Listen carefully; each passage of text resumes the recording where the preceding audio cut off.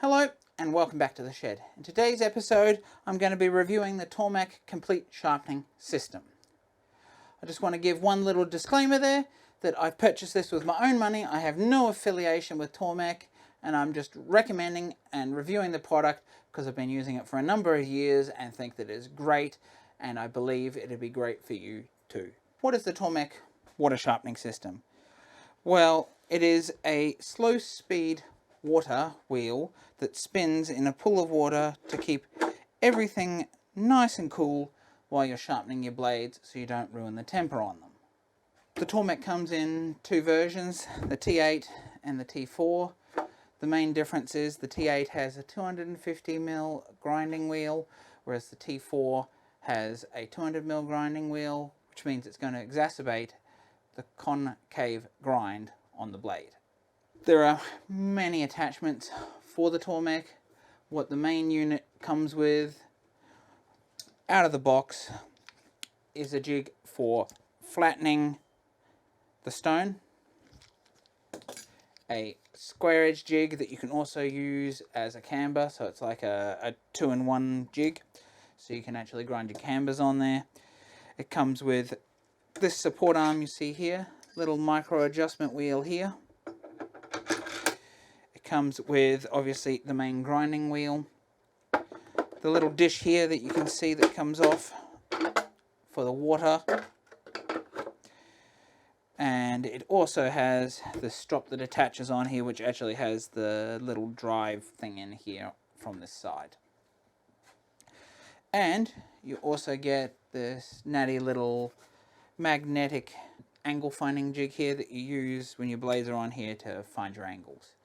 And it also allows you to adjust the thickness of the wheel, so as it wears down you can adjust your angles. And since this is all made out of cast aluminium and a bit of plastic in a few spots, it gives you this little stick-on metal piece here, so you can actually magnetic attach that to your machine so you don't lose it. Let's dive in and we'll show you the different jigs that are available, and then I'll go through how we actually use this machine. So there are a variety of different sets, like turning sets and carving tools and that sort of thing that you can buy.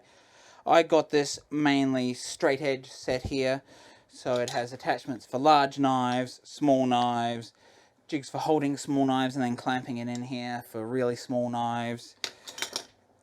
We have a scissor holding jig, flat edge jig here, jig for holding axes. We have the honing stone that actually comes with the main set, which I forgot to mention before, for fining up the grit. And we have little attachments that run on here for holding little tiny carving chisels and things like that. And also for ball gouges and stuff for turning. There are also a variety of different stones available for them that come in a variety of different grits of diamond stones. We have the standard stone. They've got a stone that's designed straight for carving tools or turning tools that all have various hardnesses. The one thing that I do say with the diamond ones is that you need to add something to the water to prevent it rusting, because it's just a grit held in, obviously, suspension in the wheel. And you can also get jigs on the diamond ones for actually sharpening right on the side of them, so you get a flat grind. The very first thing we do is, obviously, it's a Waterstone grinder, so we need to add our tray in here and we wind it up. We've got different settings. It's got a little knob just around on the back here that you turn, and we wind it up until it's just off this stone, and then we turn it on and it's going to run towards you, and we need to put water in it. Now, as these are water stones, it's going to soak a lot of water up. So we've got this max fill line here, so as we fill it in, and it's going to absorb quite a bit if you haven't used it for a little while. You can see that it's absorbing it here, and so we just keep putting water in, and you can see that we're getting a nice coating of water coming up over the stone here, which is the beauty of this system to keep everything cool. It holds a very fine film of water on the surface as you're sharpening. And as you can see, it's very slow. You can touch it. It's not going to really hurt you because it's running so slow. So for one thing, it's a safer system in that regards that you don't have very fast grinding blade coming around that could do you some serious injuries if you make a mistake. So from that regard, it's much safer for a beginner to use a system such as this. So as we can see now, that water is no longer being sucked into the stone, so it's at its maximum amount. So now we can go ahead, turn it off, and get our blade ready and our jig ready to sharpen our blade. So the next step with this is that you put the fence in, and we don't really adjust this yet, and you can also sit this in through the front here if you want to grind something along the front of the wheel. But as I'm doing a plain blade here, this is how we do it. So we're using a straight edge jig here, which has a fixed square edge. So we'll bring our plain blade in, obviously bevel down, and we'll just loosely tighten up this side here, just so it doesn't fly around everywhere. And we're going to push the blade tight up against this little notch just here, which gives us a fixed square edge. So we tighten that side up. So we slide this other side here across now. So it's just a little bit off the blade, and we do that up as well. And then we can really crank them both down and make sure they don't move. So now that's fixed in here. We also have these for cambering, so you can adjust one or the other to change the swing. You can also use them to adjust the angles. The booklet goes through it better than I could, so I'll leave that for you to look up yourself if you decide to go ahead with one. So we have this little attachment here. This comes in here to stop us sliding the jig too far across. So we'll put that in there like this, and you can see that the jig sits over the top of that, and that's just a stop to stop you flying right off so you don't damage the edge here. And we have this other threaded piece here, and that just screws on the end of the bar here so you don't end up sliding it right off. And you can see it won't come with a blade like this, it won't come right off the stone. So it's well thought out in the fact that you can't actually slide off the stone as you're sharpening and end up damaging your stone wheel. So now we're here, we want our angle. So this is where our little angle finder comes in. So we have the size of our wheel just here, which is 250, and as it gets smaller you can adjust this. And you have a little guide just here on the body that actually tells you the size of your wheel, so you can put it on here. Then we have this marking set, and this lower one here is degrees through here, which is for this particular jig, this large one here. And this smaller one, I believe, is for the smaller version, so they use the same jig. But this is the one we're using on this one, which is the T8.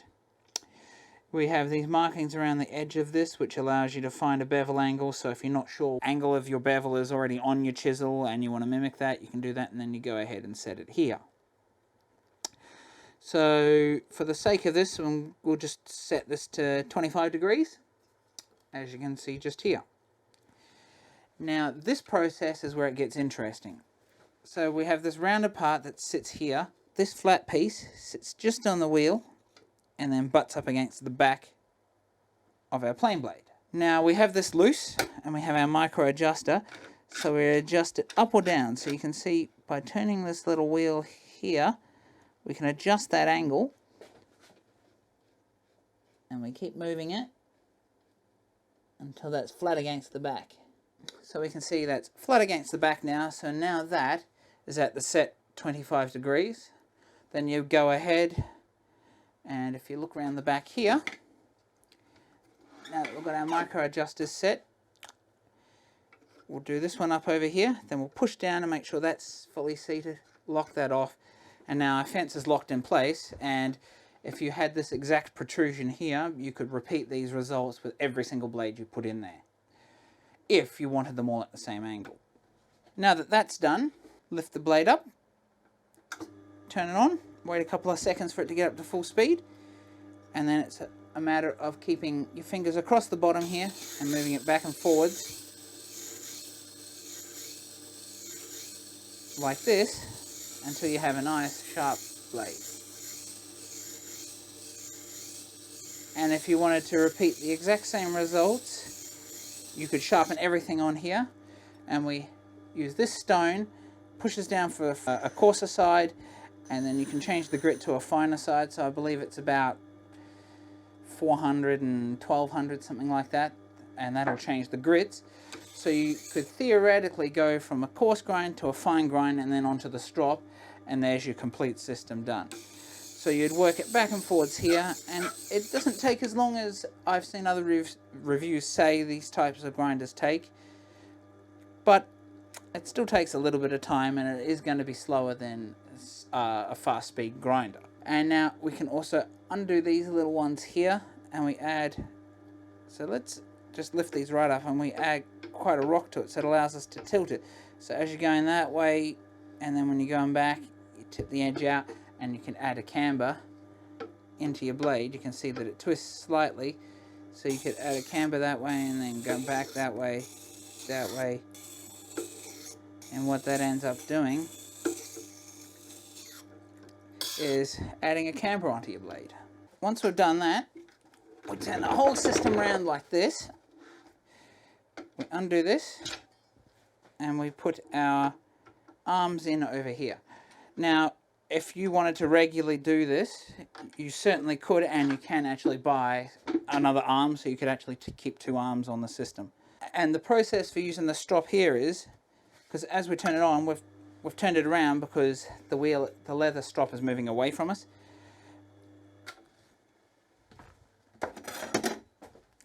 You would add Tormek stropping paste, which comes with the set on here for stropping it. And to line the strop up on this system, to get it exactly where you want it, add some marker pen on here. We slide it on to the back here. You can use the micro adjustment wheel if you need to, and you bring it up, and you're moving it by hand, and you can see that that only took it off the back and the top here, so we need to bring it in a little bit more. Use a micro adjuster, and we can see that that is starting to remove it across the whole thing. And then you would go ahead and strop your blade like this.